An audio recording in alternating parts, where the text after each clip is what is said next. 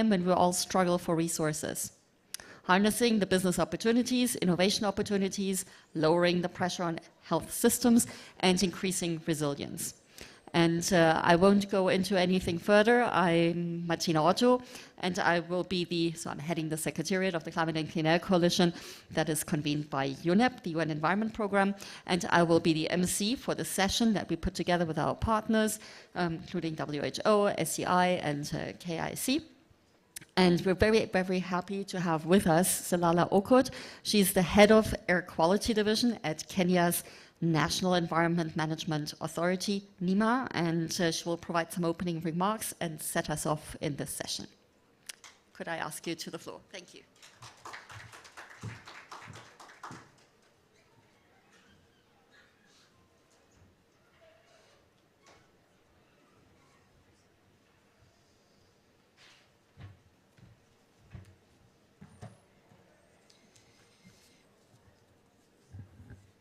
Good afternoon, dear delegates. We are coming to our last stretch of this 1 week that has been quite busy, but I think also very fruitful. So picking from what Martina has just said, I want to recognize that we, Kenya, having been the host of this historic climate summit, we continue to still welcome you to this particular important session, the track 4 of Climate Week, Societies, Health, Livelihoods, and Economies. The theme for the event of this afternoon is Health and Climate Change Nexus, Accelerating Progress Through Integrated Climate and Clean Air Action in Africa.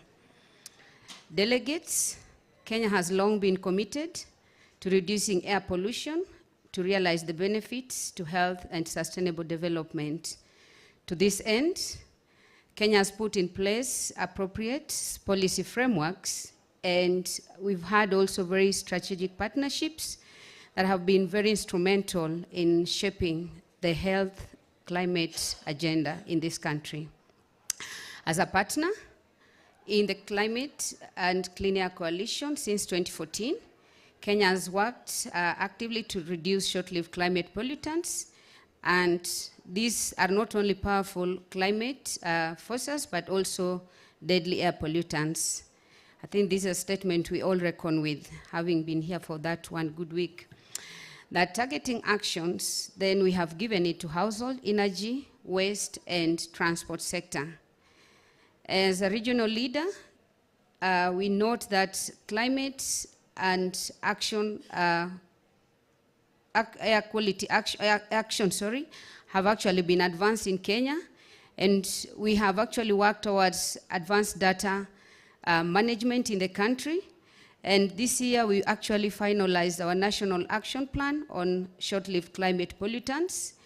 And this is actually going to be very instrumental in helping Kenya meet its nationally determined contributions, which targets 32% reduction of GHG emissions by 2030.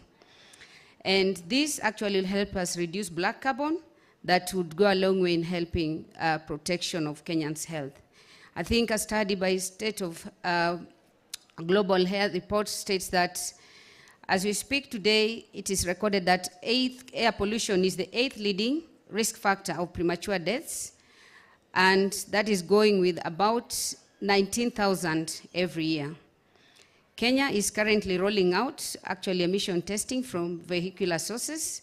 It's seen as a strong initiative that will not only improve the quality of air, but also an action toward climate, and also will be instrumental in providing data and information for future policy direction. With the CCA support, Kenya has gazetted the Solid Waste Management Act of 2022, and this will work in addressing public health issues of uncontrolled dump sites, which create air quality and water contamination related problems, at the same time releasing methane and black carbon into the atmosphere. We are pleased to gather here with our partners today for this particular event. And on that note, I wish to stop there and invite Martina Otto, the head of Secretariat, Climate and Clean Air Coalition, And I request that we appreciate her as she comes over. Thank you.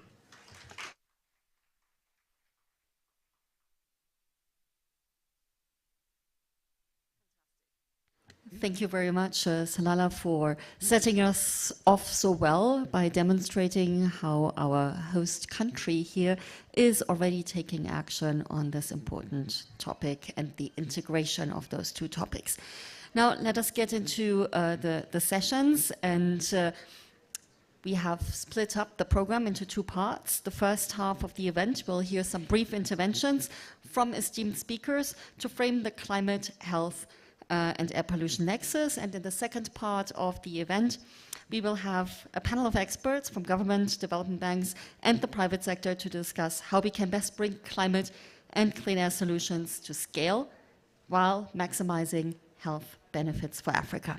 I have a little bit of housekeeping as well, because we have a very, very tight program. So those with slides, please indicate the next slides to the tech team whenever you're ready to move to the next one. And given the rich area of speakers, we ask to restrict initial presentations to really 6 minutes to leave time for our panel discussion. And I will make a bit of a move if the time comes close, so you'll see me without interrupting. And with that, I would like to introduce our first speaker, and that's Professor Yuba Sokona, the co-chair of Integrated Assessment of Air Pollution and Climate Change for Sustainable Development in Africa, the assessment that was done, and he'll outline the results and the recommendations of this report that was commissioned by the African Union Commission, the UN Environment Programme, the CCAC. And in addition to his role on this integrated assessment, I heard she has come. I was worried, so I went out. You may have seen me moving out and coming back in. That was to see whether she had arrived. So we start with our colleague. Apologies, Yuba. We'll start with Adelaide Onyango. She made it. Fantastic. Dr. Onyango, we're really happy to have you here, Director of Universal Health Coverage and the Healthier Populations Cluster in the World Health Organization, the Regional Office for Africa. And she'll provide the framing for the climate, clean air pollution and health nexus. And at the WHO, Dr. Onyango provides strategic leadership for the work with governments, development partners, civil society groups, and communities to promote and protect the health and well-being of all population groups in the WHO African region. And what we have them lined up here now. Let me just continue to introduce Yuba Sokona, Professor Sokona. In addition to his role in this integrated assessment, he served as the vice chair of the IPCC, prior to which he was the co-chair of the IPCC Working Group 3 on the mitigation of climate change for the 5th assessment report. Eminent scientist, and we're very happy to have both of you with us. And a third person for our first session here to introduce is Mrs. Hayana Kenya, Enterprise IoT Specialist from Safaricom, Kenya Private Sector Alliance. And she'll give a voice to the private sector action in catalyzing climate and clean action for health.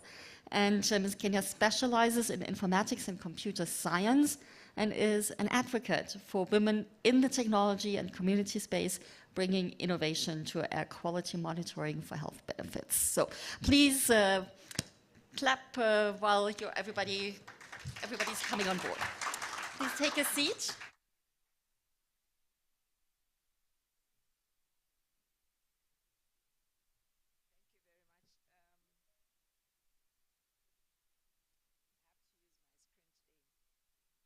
I think it's on now. Okay.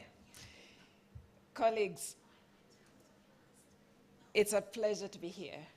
It's an honor for WHO to be invited to partner with our colleagues, UNEP and the Clean Air Coalition and the others that I'm forgetting to mention, the Stockholm Institute. Thank you very much for making us a partner in this, because of course it's a key. It's an important. Clean air is one of the things that we count on. We don't even ask. We just breathe in. So if it's clean, it's going to sustain our health. And that's why it's a real pleasure for me to be here to make a few remarks and also celebrate the fact that it's about a year ago that we were presenting the results of the integrated assessment of air pollution and climate change for sustainable development to the Assembly of Environment Ministers in Dakar last year. And it's really good to see that a year on, the coalition remains, the partnership remains, and we want to follow what happens with those recommendations. So the health effects of air pollution are serious and can affect all organ systems of the human body. Almost 99% of the global population, however, breathes in air with pollution levels that exceed the World Health Organization air quality guidelines. For Africa, an estimated more than 1 million people die prematurely each year from exposure to indoor and outdoor air pollution. The implementation of the WHO guidelines that I mentioned could avoid an estimated 800,000 premature deaths per year by 2063, representing a 63% reduction in disease burden. The integrated air quality assessment that brings us together today identified 37 clean air mitigation measures that were grouped into 5 domains: energy, waste management, transport, agriculture, and residential.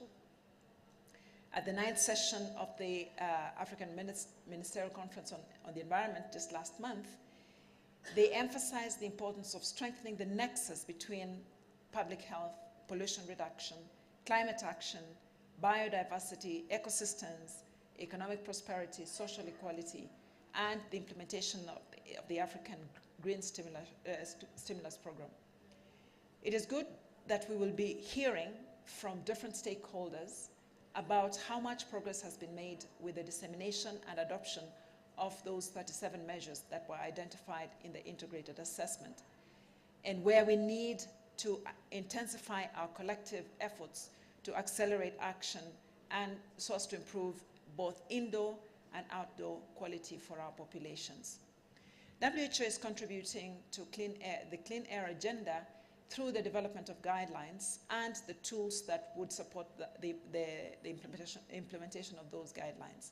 For example, we have the Clean Household Energy Solutions Toolkit and an AirQ Plus software tool that supports health risk assessment of air pollution. By the year 2025, we hope to have scaled this up to, the adoption of course takes its time, but we would like to see if we can reach at least 75 countries using those tools. Beyond what WHO does through these tools, we recognize numerous innovations by other stakeholders. When I first heard about air quality assessments, and Alice, you'll remember, I was told that it requires very sophisticated equipment and that when the data are collected, they have to be taken abroad for decoding. So we would have to negotiate, have special arrangements to know what the days ago. I was very impressed to hear that now they have these devices that you can wear on the hand, and they're being used to monitor air quality in households, and that they're setting up a center here in Kemri to decode so that the data are collected here and they're brought together, and we don't have to negotiate some treaty to get hold of that information. So this is really good progress, and we should celebrate that. Similarly, in terms of practical ways of improving the air quality, I learned from Accra, Ghana, that green spaces in cities can improve air quality. So they have places in Ghana where you have the circulation of traffic without anything green growing. And when you look at that, and Achimota, I'm told that the area is called Achimota, where there's a lot of green, you have a totally different measure of air quality. This means also that we have devices that are measuring air quality in our urban centers. So it's great to know that we are actually making these small steps. As a firm believer in building from the ground up, and that collective small acts can build up to great things, these small steps are a promise for air quality improvement. And I think we really should capitalize on them, work with them.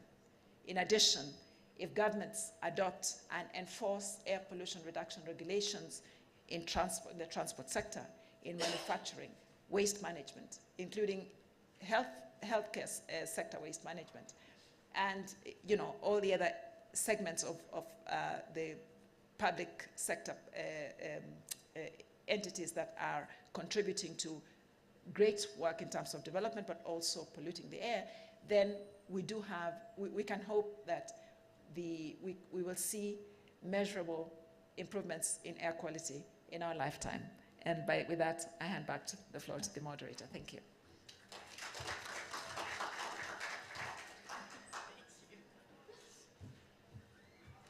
Thanks very much. And I already introduced Professor Sokona, so please come up and join us on the floor. Thank you. Okay, good afternoon. I hope that the slides are, can I control or I have no control? He will have the control. Okay, that's fine. Okay, I know that you are all exhausted because this last day, and then your mind is not at all on meeting on the conference, but at home or in the plane. I will just try to highlight some of the fast-track implementation of the short-lived climate pollutant and development measures for health and climate co-benefits in Africa. That is based on the report, and then so that will give you some incentive and then to go to the website and then to get the report. I will not go to any details. And I hope that things are working.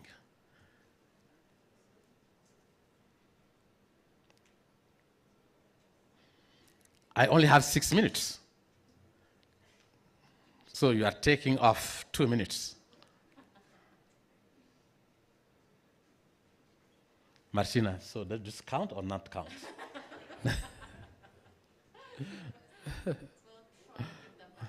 It was almost there. Just to highlight, you know that this assessment mobilized at least, okay. No, this is not the beginning. Okay, so no, it's okay. That's fine. Leave it like that.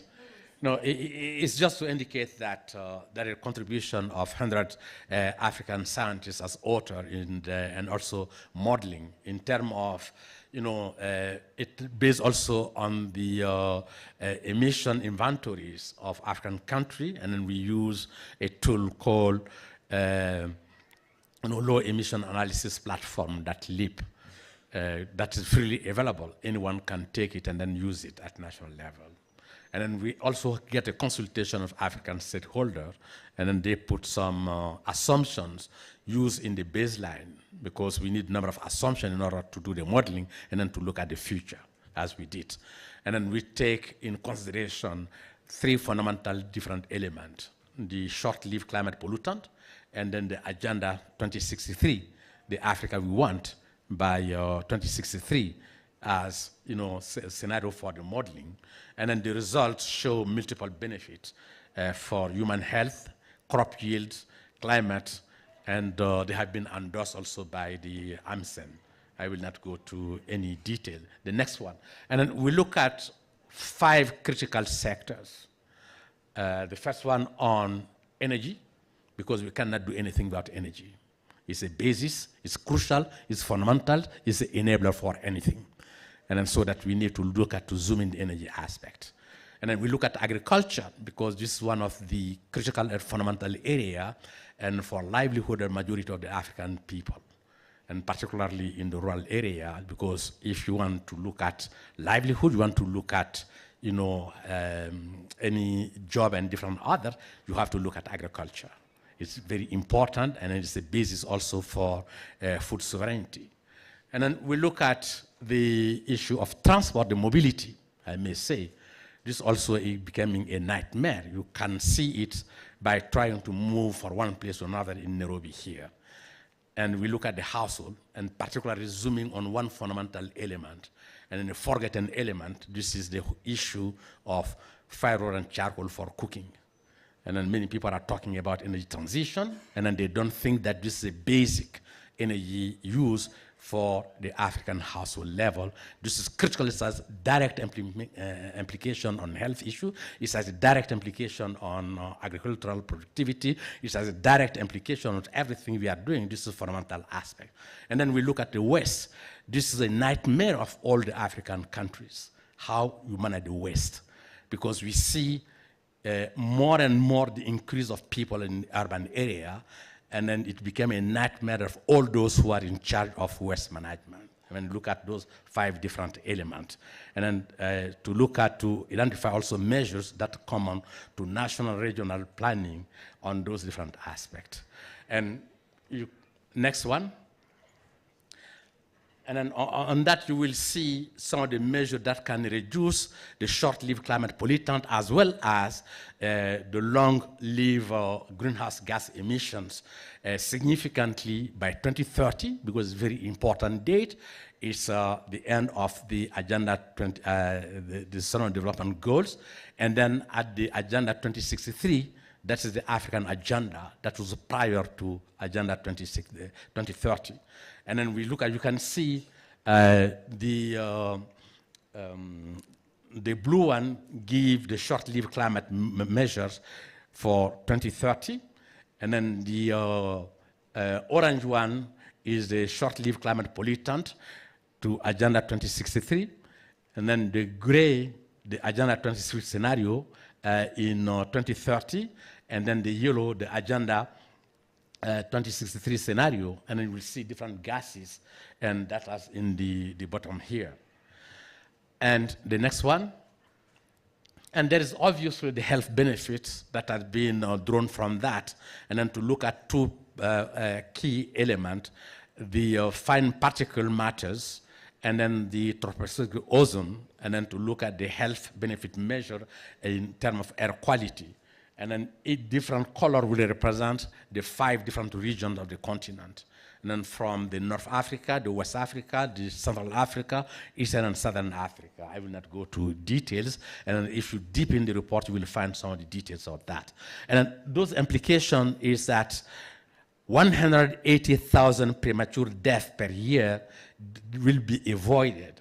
And then due to outdoor air pollution, that will be avoided by 2030, some of the scenario. And then to 800,000 in 2063. Those are, we are avoiding the huge damage in terms of death.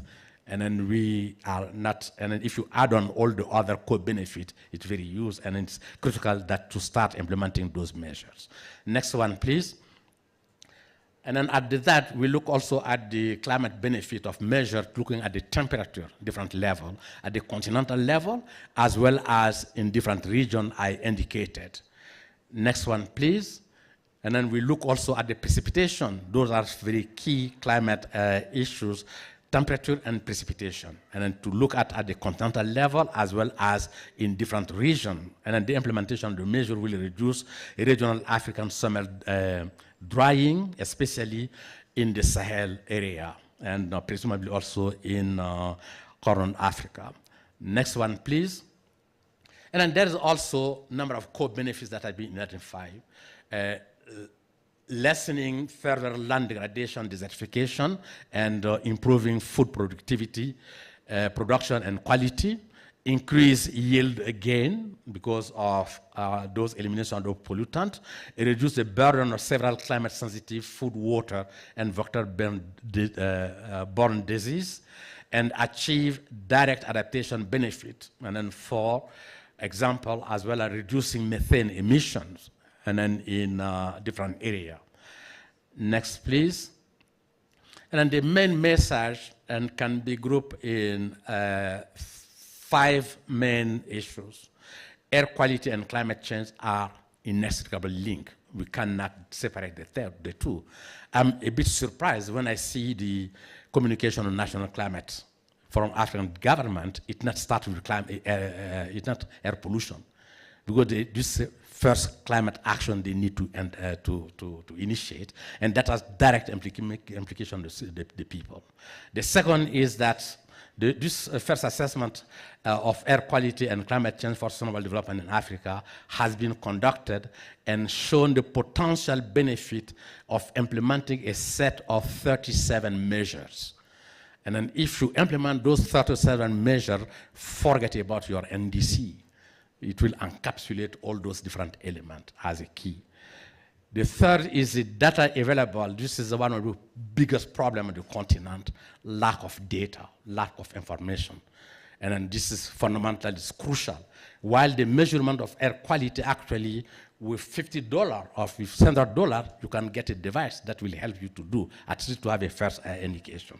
And most of the recommended measures also have already been successfully implemented in different parts of Africa, but need financing to scale up.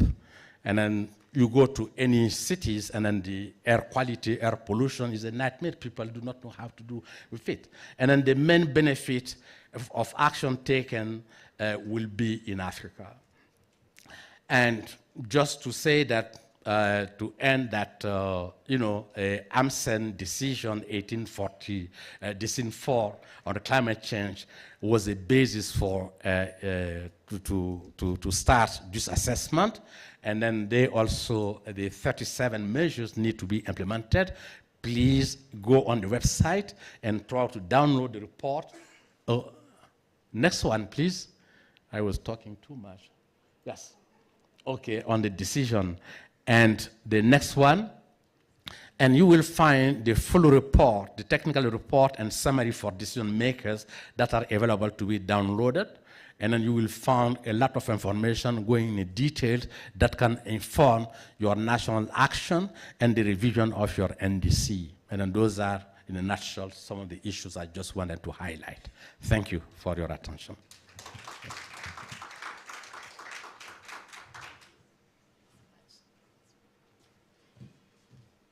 Fantastic. And I already made an introduction of our third speaker in this first part of the session, and that's Mrs. Hayan Adan Kena. And I would like to ask you to the floor. Thank you. No? Okay. Thank you.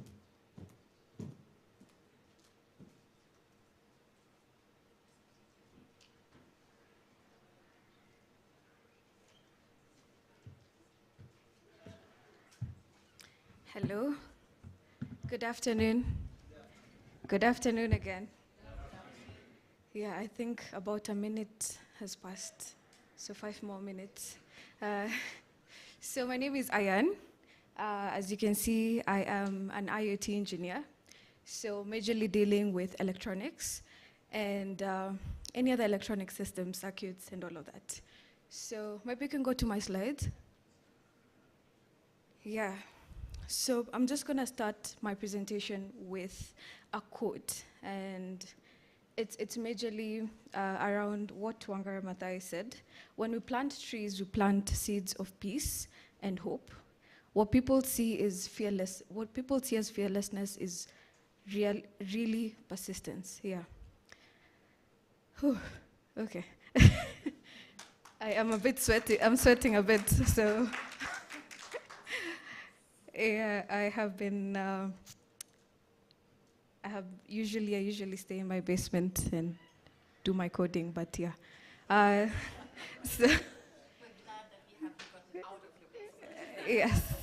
So generally, I want to speak about the impact of climate change, specifically around the kind of data we collect. So first of all, minimizing the vulnerabilities of healthcare systems to climate change is crucial to improving resilience and to protecting the well-being and survival of African population. I don't know if you guys knew, but about 1 million people die every single year because of bad air quality, and that's just in Africa. So we have about 8 million people who die globally every single year due to climate-related bad air quality. And not to mention the number of people who have had respiratory diseases, who have had who've suffered their lives because of bad air quality, let's mention. So I want to talk about the cost of air quality. What's really the cost of air quality? First of all, we have the loss of lives, which I have explained. We have people who die, people who become dependent on hospitals, people who suffer, and also, again, another thing which we will need to address in another session is access to proper healthcare. But we also face a lot of revenue loss. So I don't know if you guys saw the horrible air quality that was there in New York that was caused by the fires, the wildfires in Canada. I believe that's just an example of revenue loss that was experienced on that day. So we have about $8 trillion per year, $8 trillion per year that's lost through bad climate, through air quality. And also, just to mention, we do breathe in, every single minute, we breathe in 8 liters of air. And we breathe about 11,000 liters of air. Now you can imagine breathing in and out for just 24 hours, air quality that's on the extreme end, or air quality that's below the standard that is accepted by WHO. At the end of the day, how would you feel? So I'm going to talk about a bit of the goal in regards to the project I'm about to show you. So the main goal of this project involves the use of sensors, devices, and software to collect and analyze, interpret environmental data. And the goal for this project so far is to monitor and manage environmental factors such as air quality, water quality, temperature, humidity, and noise levels. So I'm going to show you a bit about what we have. So the next slide is majorly just around the mission, which, especially for where I come from in Safaricom, we have a purpose-led mission. We're here to change lives, and we're here to ensure that we are contributing positively towards the environment.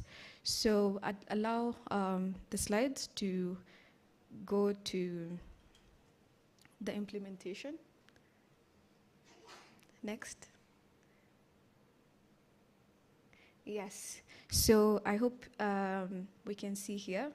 So we do have readings. The device ideally that we have developed is capable of detecting 8 types of gases. So different sulfuric components, different ammonia components. We also have CO2, methane, and much more gases that our device is able to detect. We also do have other measurements such as barometric measurements, air pollution, air quality index, air pressure, average temperature, humidity, and also we do have UV index as a value add. Now, apart from this, we also do have barometric measurements such as air pressure, air quality, etc. That's just to ensure that our device is maxed out on its capabilities. The beauty about the device that we have developed is that it also is able to detect noise. So we do have a segment on sound levels that is measured in decibels. When you are living in an environment where you constantly have noise that is above 100 decibels, when someone is not speaking or when a car is not passing, you are subjected to environmental pollution as well. Noise is part of environmental pollution, and no human being needs to be living in an area where sounds are surpassing 120 decibels at a time. So maybe to the next, I can show you guys readings from yesterday. So as you can see, on the left side, we have the readings. So it shows readings in real time. So now the Director of Universal Health will not be needing the data to be decoded in another country. I'm here to tell her that we have TinyML at the edge. So at the edge of the device and the platform, we have something we call edge computing, where within this edge, we're able to categorically analyze trillion TBs of terabytes of data. And also, just to mention that it's already decoded before it gets to the platform. So I'm going to go to the next, where I'm going to show you guys. So this is the last reading. Yesterday we were at Nakuru County to celebrate the Clean Air Day. So these are the readings that were captured yesterday. As you can see, it's color-coded according to what readings it is. So you can see we have different device IDs, we have the last reading, and we have the status. Now, you guys really want to know what is next for this project. Currently, I'm happy to mention that we are currently on POC, just proof of concept, but we are willing to collaborate with any of you in this session, and also to bring awareness to climate action through monitoring of air quality. Lastly, I just want to show you guys the map so that we see where the device was ideally. So on readings, it shows you the device ID and also the latest reading. So here is where you just go scroll. It'll give you the latest data, and this innovation capacity can be put at the service of governments and all of us, and looking at the health data, well, the air quality, and with that health. I promised we have two parts, so that was first part to help us set the scene. And now we have a panel discussion that is moderated by Dr. Alice Kaudia. We're very, very happy that she is with us as well, and she has served as Kenya's first Environment Secretary and has held various international roles, including with the World Resources Institute. She previously presented Kenya as the co-chair of the Climate and Clean Air Coalition as well, so we know her really well. And she's now serving as a senior Africa advisor to the CCAC, and was also one of the co-chairs of the assessment that Professor Sokona presented. And with that, I hand over to Dr. Alice Kaudia to introduce the panelists that we have. And Alice, if you could come to the stage, and I leave.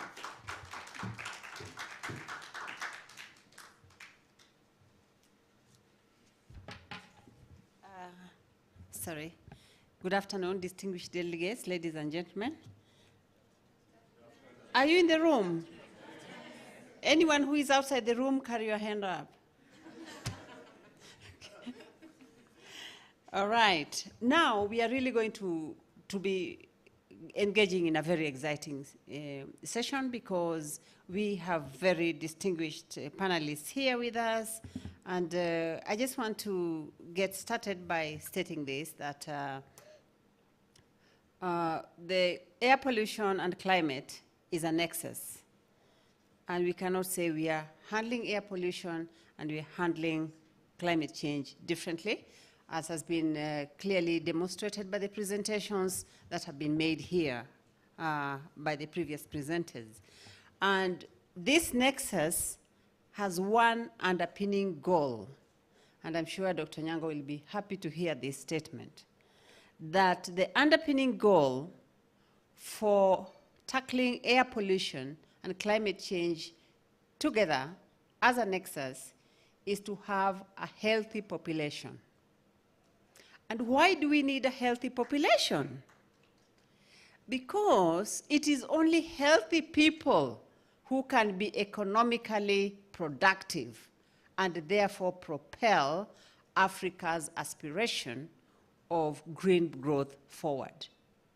If you're not healthy, you won't perform. That's the bottom line. So we are really in this space, and believe you me, all of you who came here to these sessions, you are innovators, because you are the forward thinkers and you're the lead thinkers, because climate change and air pollution nexus for health is a new space. And I'm sure our panelists will elaborate it better than I have said. The other important thing about air pollution that I think I draw from our previous presenter, Adan, is that air pollution is a transboundary challenge, a transnational challenge. It will not need a visa, it will not need a passport to travel from country A to country B. And she said the wildfires in New York were, wildfires in Canada were not the causes, but were attributed to the poor air quality in New York. And geographically, look at Canada and New York. And I think that's a perfect practical example that air quality and air pollution, particularly air pollution indeed, has got no boundary. This afternoon, I have the privilege of moderating this important panel discussion, and we'll have three key panelists. We have with us here Dr. Balapapa. Please come to the front. Dr. Balapapa, as he walks, is a renowned expert in short-lived climate pollutants from Nigeria. And I am privileged to know him a little bit better because he has been in the SLCP space for a long time. Nigeria is the only country in Africa, through his effort, that has developed a national climate change action plan that has been discussed at the highest policy and political level possible. That is the Council and the Cabinet of Nigeria. Thank you, Bala Papa, Dr. Papa. Then we have with us also Mr. Gareth Phillips, the manager of African Development Bank. We need the money, and here is the money.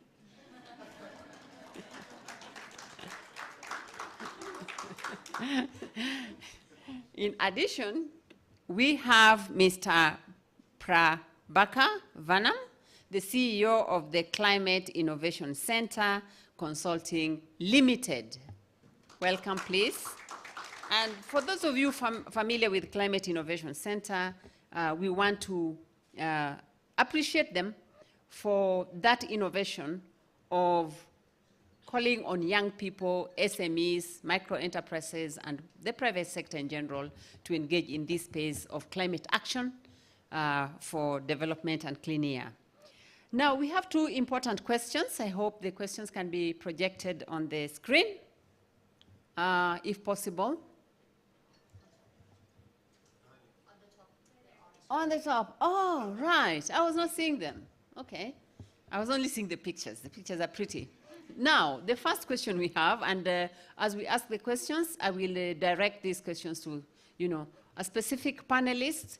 The person I call first will be the lead discussant or lead respondent, but you are free as the co-panelist to also input.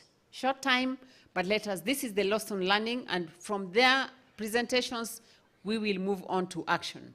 So the first question we have is, how can we harness the power of policy, science, innovation to implement climate and clean air measures across priority areas to maximize health benefits? Let me clarify the priority areas. Just to remind us, they're the ones that have been presented by Professor Yuba Sikona, arising from the assessment, that is transport, health, agriculture, industry, household, and so on. But the underpinning thing is we are taking action across these 5 areas for health benefits. I would wish that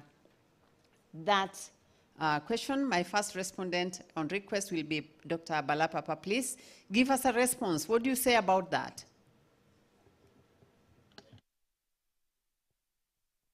Distinguished ladies and gentlemen, well, let me start by saying that it is clear we have established that there is a nexus between climate and health based on the presentations earlier, presented by the African Assessment Co-Chair, Dr. Onyongo, and the Safaricom. So we will not waste much time on that. Let me proceed to say that to implement climate policies, there is a very, very important need to have a good, policies and political will to support those policies. In that line, the Climate and Clean Air Coalition supported Nigeria to develop a national action plan to address short-lived climate pollutants in Nigeria. And those measures that were recommended were approved by the Federal Executive Council, as was mentioned by Dr. Alice, and are currently under implementation.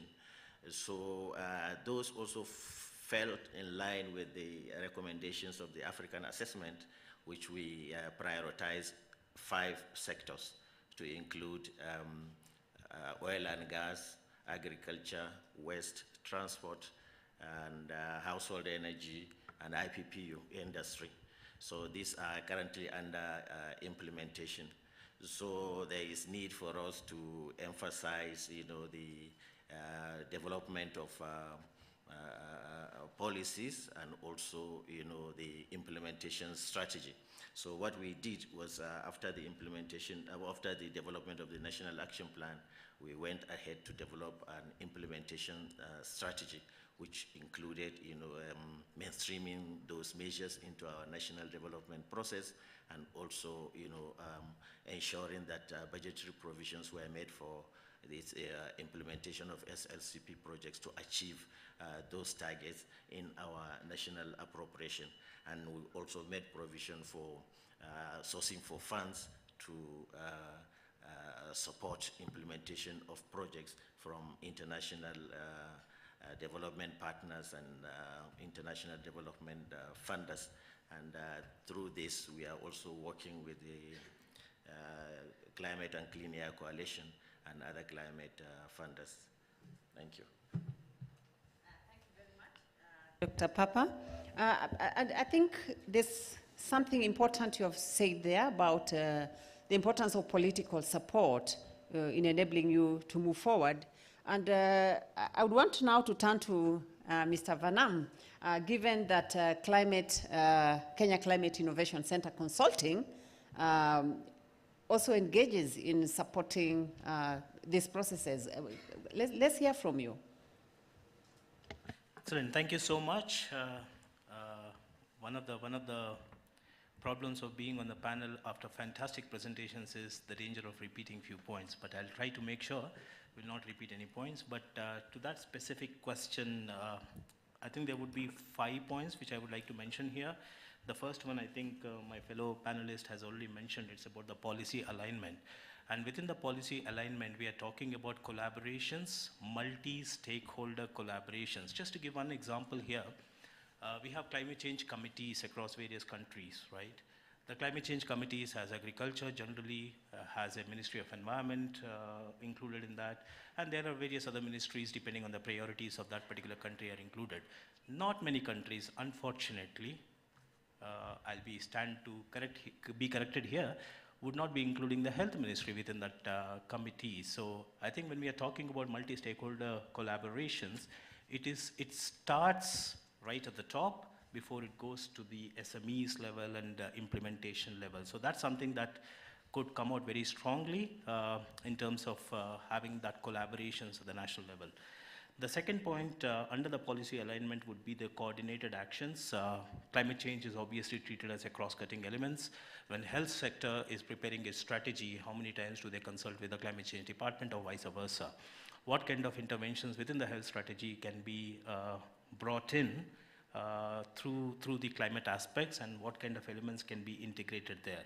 And the third thing within the policy again would be the involvement of private sector, because the gap we are talking about implementing the NDCs is quite huge. I have a donor sitting right next to me. Maybe he'll also confirm to that point. We need to bring in the private sector, but private sector wouldn't come just to implement some projects. There needs to be some incentives, some mechanisms for them to be involved. So that's on point one on the policy alignment. Second would be on the research and data. Fantastic presentation by Safaricom as well as sorry sir, I forgot your name. Fantastic presentation on the findings of the research that you have done. Now, how do we harness this data? How do we convert this data into some kind of information which kind of gets into preparing data-based projects, data-based programming, data-based decision processes. So that's something that we need to see.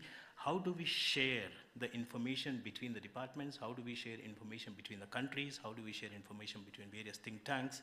There is so much of data, so how do we harness that? Second, once we have the data, kudos to the Safaricom presentation again here, you are already monitoring it. So that is the second point within the data and research. Once we have the data, how do we monitor it to ensure that we are doing what is supposed to be done in a right manner? That would be under data. The third point would be under the innovations. There are so many innovations. Health sector, if I'm not wrong, is the 5th largest contributor to GHG emissions in terms of sector, after energy, transport, and various other sectors, agriculture. So how do we ensure we can green the health sector itself? There are so many interventions that could be identified to make green projects, reduce the GHG emissions and that kind of thing, green infrastructure, and as well as technology integrations, including the early warning systems and various other things that could be linked to air, linked to the healthy bodies, as you rightly put it, ma'am. The fourth is about education, where you are talking about community empowerment. You're not talking about just the education of the researchers, education or empowerment of the policy, think tank, program managers, donors, private sector organizations. We are talking about the community empowerment here, where the mama in the last village is able to use the data, is able to use the information, is able to use the findings that you come out for her or for his own good at the last levels. Clean cook stoves is one of the examples that does come out, and Kenya has suffered a lot because of this lack of clean cook stoves and various other means. But how can the mama in the village use that kind of information? What kind of campaigns can we use? We have piloted an early education program in Kenya where we are teaching the school children, secondary school children, about the A, B, C's of what climate change is. So I think education needs to start very early in terms of transforming the generation, and that's something that needs to be embedded within that. We saw a lot of children at this climate summit. How do we empower them to go to just being participants to kind of providing more inputs into the decision making? And the last point before you tell me to move is about international cooperation, global partnerships, climate agreements. $23 billion has been unlocked through Africa Climate Summit. Now, how much of these $1 billion can be used to address the issues which are kind of very critical? So I'll stop there. Over to you, madam. Thank you very much, Mr. Vanam. I think you have really elaborated a lot, and I think clearly articulating those 5 areas has given us a basket of challenges and approaches that we should use to tackle the nexus of climate change and air pollution for development in Africa. And one of the underpinning comments you said is that we need resources. And I thank you so much for highlighting the education bit, and particularly communities' capability to use data. That seems to be, we talk very high. I used to tell people, I have flown, I have done all the global policies, but then when I look back at my village, I wonder, does my neighbor know what to do about climate change and how to prevent air pollution? So reaching down to the communities is very important. And for us to cascade from global, regional, to the village, in this range of actions, we need some resources. And that resource is finance. So let's now move to the next question.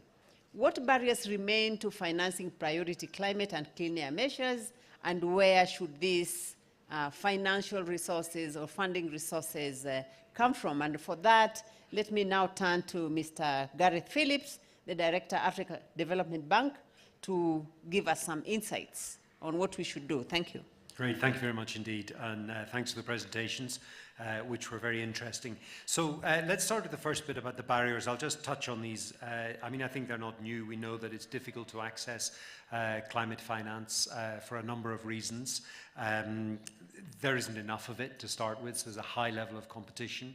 The bureaucracy associated with the application process, accreditation, submitting projects and so on, it's a very heavy process, largely because most of these funds provide funding upfront in advance, so they want to ensure that they know how the funding is going to be used and that the implementing entities and so on are all capable of receiving it. So this creates a heavy burden, and it makes it quite difficult to access some of the traditional forms of finance.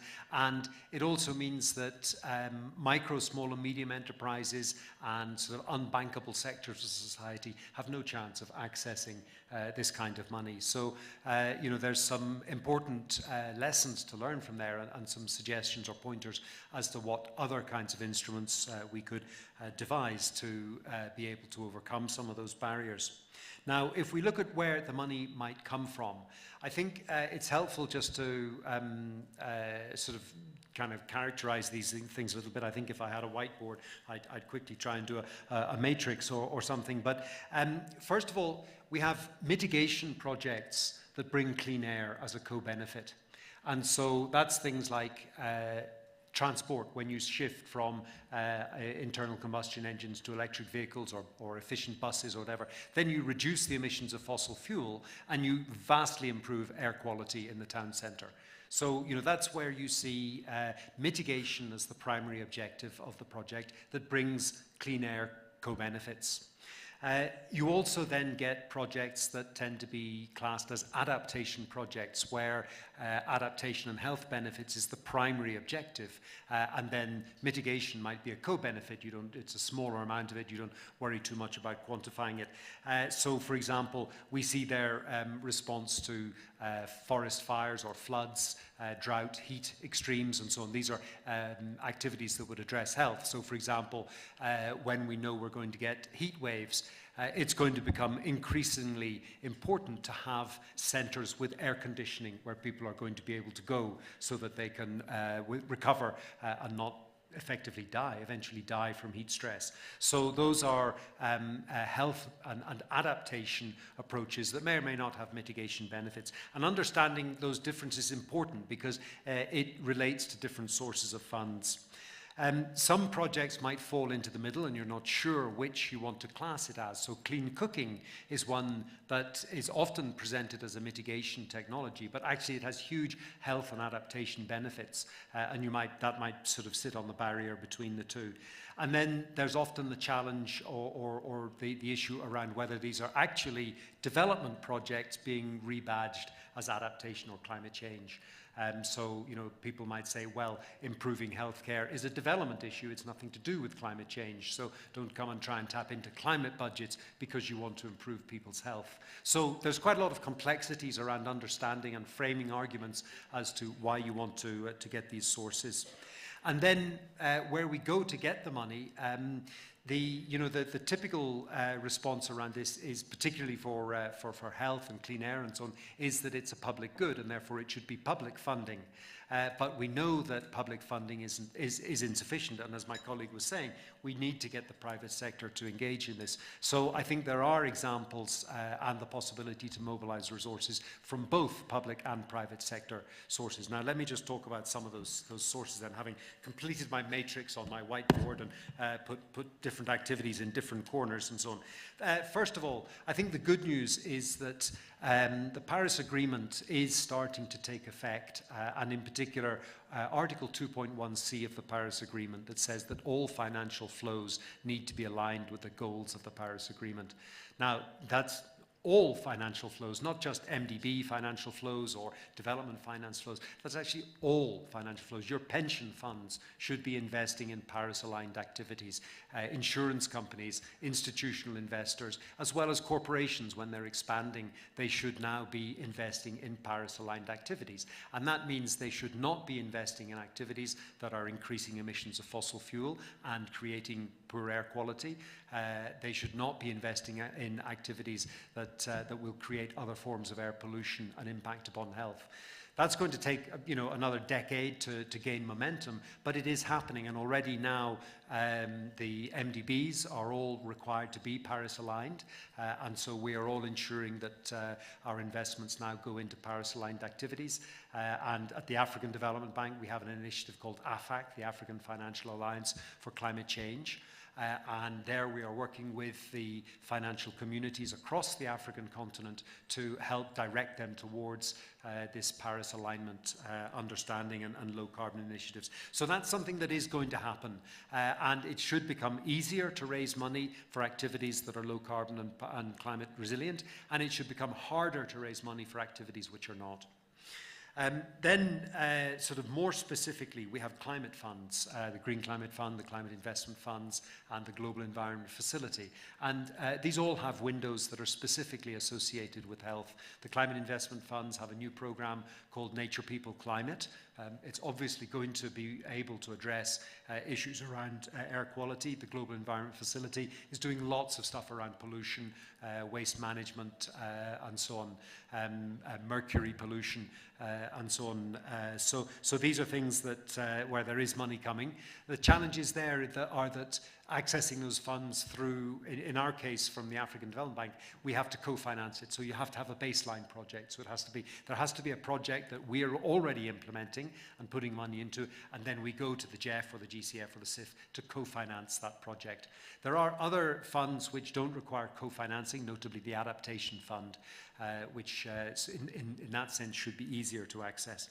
The carbon markets, you'll have heard a lot about those over the past week, and of course their main goal is mitigation, and well-designed and implemented carbon markets will bring massive clean air co-benefits. Well, I'm tempted, it wasn't a carbon market initiative, but actually as an example, I heard it from Nigeria that the removal of the fossil fuel subsidy in Nigeria has resulted in a 28% drop in petroleum sales. That has got to be factoring out as to an improvement in air quality. And okay, sorry, that wasn't a carbon market, it was a sort of a government policy, but it shows how some of these kinds of initiatives can have an impact on air quality.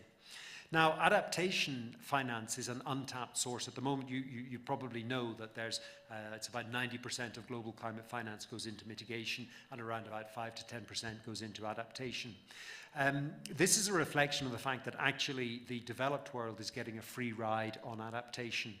Corporates, consumers, and governments in the developed world and in some developing countries are already paying for mitigation. We have things like the EU emissions trading scheme and fossil fuel levies and things like that, whereby we effectively are paying for mitigation. You see all this net zero commitment. There's lots of work going on mitigation, but actually no governments are requiring private sector and consumers to contribute towards the cost of adaptation. And that's a really big part of the pie that's being left on the table. If governments in developed countries would start to recognize that there is some responsibility, and we have to be careful about the wording because developed countries don't want to be held to account for their historic emissions. But if it's not being mitigated now, if it's not being offset now, then it needs to be adapted. And that, I think, is not an unfair argument to make. And I think that there is an opportunity for governments to say, look, you need to start contributing towards the cost of adaptation. And that adaptation would come particularly to activities that address health and so on. And just on that point, we're working on a mechanism to promote investment in adaptation. It's called the Adaptation Benefits Mechanism, and you can find out more about it at abmechanism.org. My last source of finance is another initiative we have at the African Development Bank. It's called our African Green Banking Initiative, and we're trying to set up the African Green Financing Facility Fund. The objective here is to create national green banks or national financing institutions that will be capacitated and capitalized to support investments into low carbon and climate resilient activities at a national scale. And they're important institutions because, first off, they can work in local currencies, which is a big issue. They can also mobilize money from diaspora and collect local revenues. And those are differences from the other climate finance funds. And when you have a capacitated and capitalized green bank, then that would be the institution that would help to finance clean air initiatives in a city center, for example. So let me stop there and hand back to you, Alice. Thank you. Thank you very much, Mr. Garrett. I think that's quite a very elaborate. I think so. The basic message we have is that money is there. You need to strategize how to get it there, okay? So just to draw from the presentations and looping in the comments from Mr. Garrett is that whereas the money is there, Dr. Balapapa told us that you must then ensure you have the political support so that your projects can be approved by the highest level of political governance system. In their case, it was the council. And then based on that approval, you can have the budgets put in. The national budgets, because when you have a budget in your national budget system, then you can have development partners working with you. Then we got a very important message from our friend, Mr. Vernon, saying that even if you have the money, I'm giving you a storyline on how the conversation developed. Even if you have the money, you will not be effective in tackling climate change, air pollution nexus if you don't have cooperation, international cooperation, and you must also just not cooperate for the sake of it, but specifically work towards ensuring you reach the bottom line of your population, and that they should have the capability to use data so that that data will inform their appropriate action to tackle climate change and air pollution. I'm trying very, very quickly to summarize because time is not on our side. So the international cooperation is important, and we need to involve the private sector. So as we have learned from Mr. Garrett that adaptation has not taken a strong position compared to mitigation. And we know very well in Africa that our main area of focus on climate action is adaptation. So we should be able to work together with the private sector, blend in the public sector and the private sector engagement through cooperation so that we are able to have financial and also investments from financial institutions, and opportunities are vast. Now, we move on. We were expecting a representative from the African Union. Anyone in the room from there? I see none. But given that this has been very exciting, I can see Martina standing up because she wants us to move on to the next segment of closing. But we did not come to talk to you. We came to discuss with you as an audience. So can I give 1 minute for every segment, 1, 2, 3, to ask some response from the panelists so that we are able to capture your views as well. It is called participatory engagement. In Kenya, we are not allowed to move on with our business as if we are the people who know, but we need participatory engagement. Excitingly, I'll take 3 hands. I have already seen 2. I have seen 1, 2, 3, 4, 5. We may not take everyone, but let's start here. You are so branded. Tell us something. Is there a mobile mic? I see none. Just run up here and say something. Just come here. I give you the space.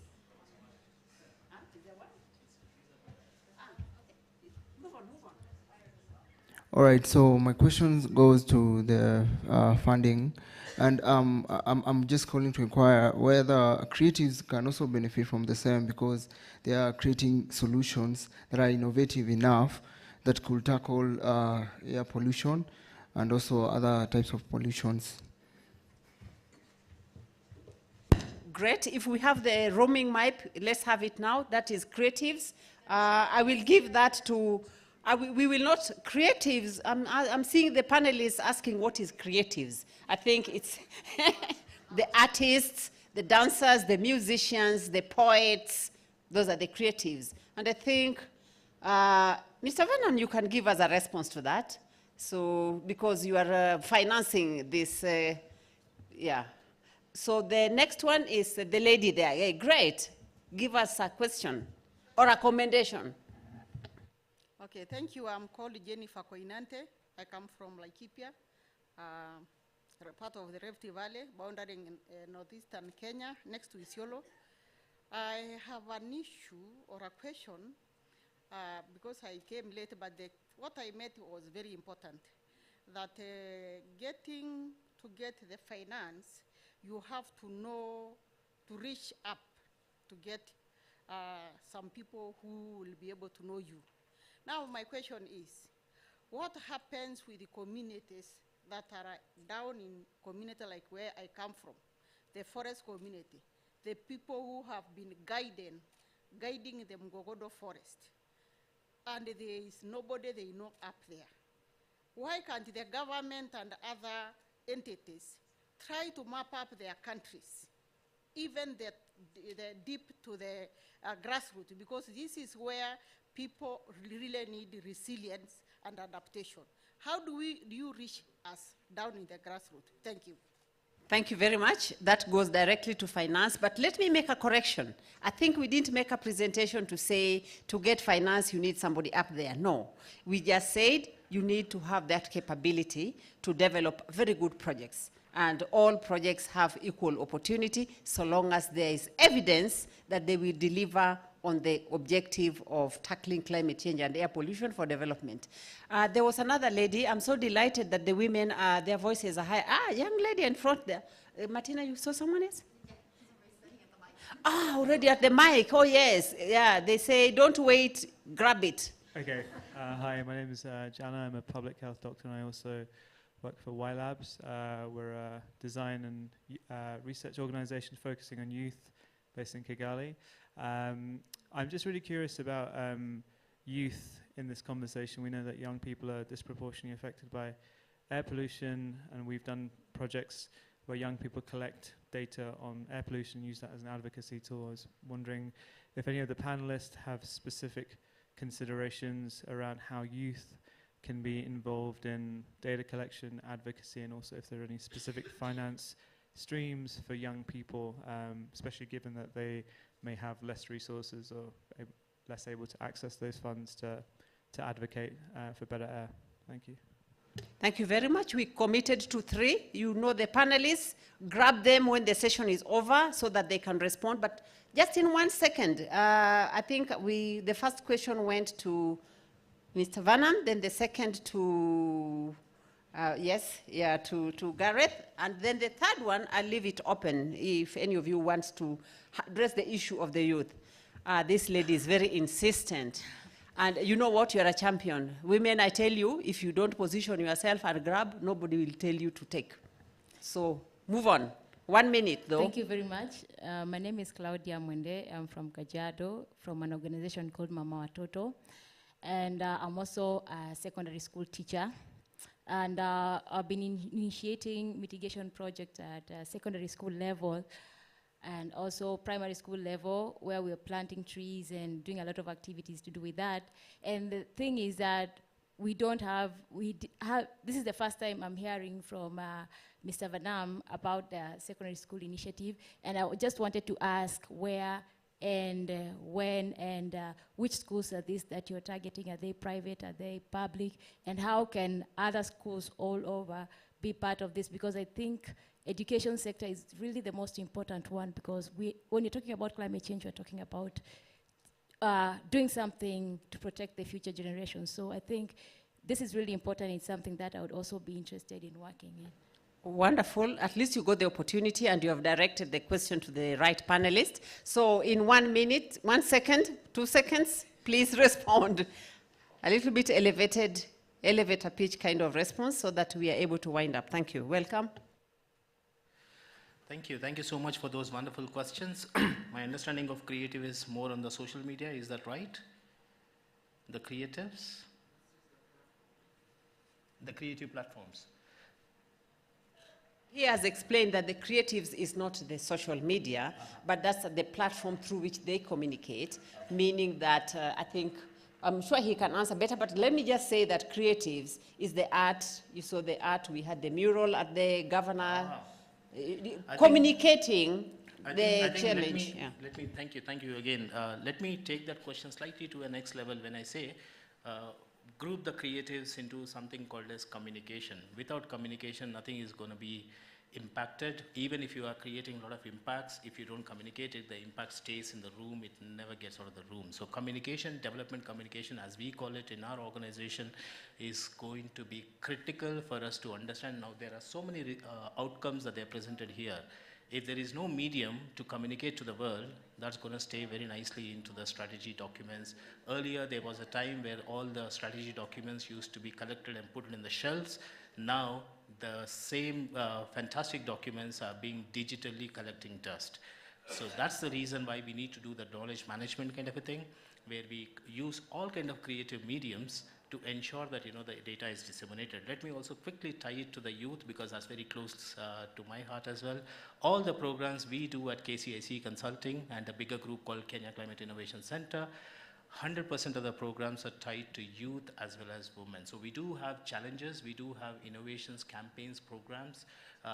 Thank you to all our donors, including AFDB, including GCA Global Center on Adaptation, EU, Danida, IKEA Foundation, various other foundations. Every program we launch, we invite applications from the youth. We invite applications from innovations, which they only need to have a proof of concept. They don't need to have a big organization to support them. They need to have huge balance sheets to ensure that they get into the program. All you need to have is a brilliant idea which can solve any of the problems that are plaguing us, either in the adaptation space, mitigation space, climate technology space, across various sectors. So if you have an idea, look for it on our website. Please apply. There is a very transparent process of selection.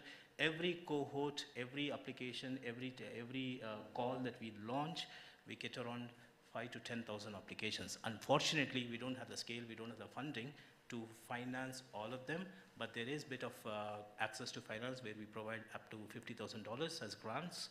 Plus, we also provide business advisory services. I think that's very wonderful. Thank you so much. I'm sure what I would suggest is we go to the KCIC website, also through the World Bank website. I am just informed that the official closing is coming in very, very soon. It was excellent to have the opportunity to hear your voices, and I'm sure the panelists will be able to, get the feedback back to us as the conveners, and we can always continue communicating. At this point, allow me to have the privilege of inviting Martina Otto to give our closing remarks for this session. And thank you very much for engaging, and thank you to our panelists for sharing very important information with us. Thank you, and again, we continue the conversation. Welcome, Martina. Apologies for a bit of an abrupt, but indeed the closing ceremony is about to start, so we're a few minutes late. But I think overall a really exciting discussion. We heard why it is important to factor in health, livelihoods, economic opportunity into climate action, and how a more deliberate link between climate and clean air can help us to do so. There are the very direct effects from air pollution and climate change on human health that we heard. We heard as well how health professionals can be very powerful climate actors, driving people into action by making them more aware. We also heard about some of the indirect effects of health, maybe not quite enough, but there is something, air pollution impacts as well how well crops are doing, and there's a direct impact on food security on that. I wanted to add that. We also heard how this action on air pollution can actually really pay off, because there's a cost of air pollution that goes beyond the individual, but there's the revenue loss, there's the loss of work days impacting the economic system. There's a direct impact on the healthcare system as well, and there is an impact on lost school days, which is underinvesting in our youth. And we heard here how important in the session, how important youth is. We heard it overall in the climate summit. Africa's young population is really the strength, but we have to make sure that they get off on a good start and not on one of pollution, air pollution and malnutrition, all stunting development. So there is a real opportunity here. We also heard what we can do, the 37 measures across 5 key sectors that can help us get there. And I won't repeat them, you heard them. But it's also, there's proven solutions out there, so there's pretty much no excuse not to do them. But we have to, and they're all implemented somewhere on the continent, but we have to make sure that we get them to scale. And here we heard the importance of political commitment. It started with AMSEN. We have 40 countries in this region that joined the Global Methane Pledge. We have 10 countries that have included short-lived climate pollutant action into their NDCs with visible targets.